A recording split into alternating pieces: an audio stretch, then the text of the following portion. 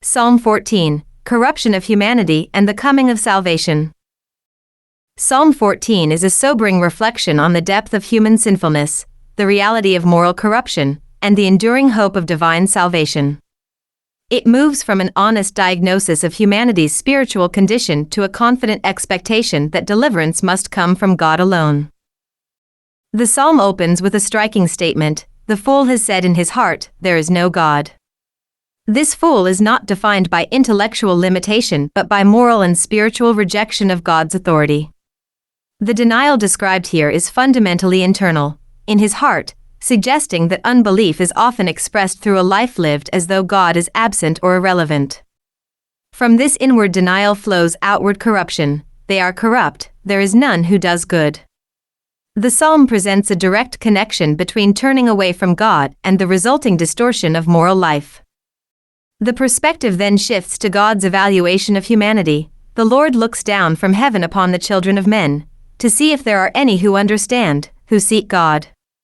The divine assessment is deeply searching and comprehensive, yet the conclusion is sobering. Humanity, left to itself, is described as having turned aside collectively, with no one truly seeking God in their own strength. The repeated declaration that there is none who does good, no, not one, emphasizes the totality of the condition being described. This passage is notably echoed in the New Testament letter to the Romans, where it is used to underscore the universality of sin and the inability of human effort to achieve righteousness before God.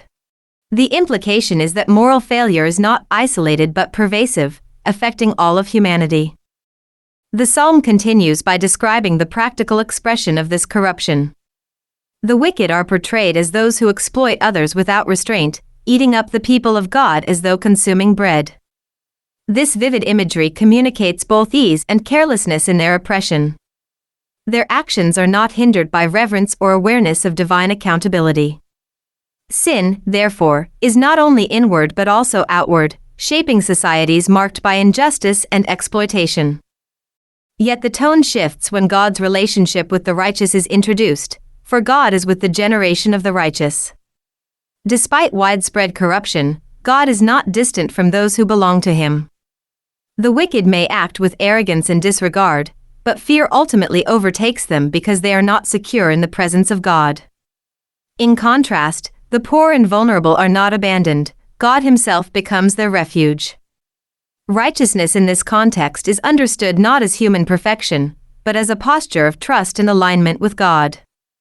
The psalm concludes with a cry of hope: "Oh, that the salvation of Israel would come out of Zion." This longing expresses expectation for divine intervention and restoration. The hope is not placed in human reform or strength, but in God's decisive act of deliverance. This anticipation ultimately points forward to the coming of the Messiah, through whom salvation is fully revealed and accomplished. The final vision is one of joy and restoration when God brings His people out of bondage and into security. Taken as a whole, Psalm 14 presents a clear progression, a diagnosis of universal human failure, a declaration of God's all-seeing judgment, and a longing for divine salvation. It affirms that humanity cannot achieve righteousness on its own, yet it also insists that God has not abandoned His creation. Instead, He sees, He remains present with His people, and He provides the salvation that humanity cannot produce for itself. Psalm 14, to the chief musician, a psalm of David. The fool has said in his heart, there is no God.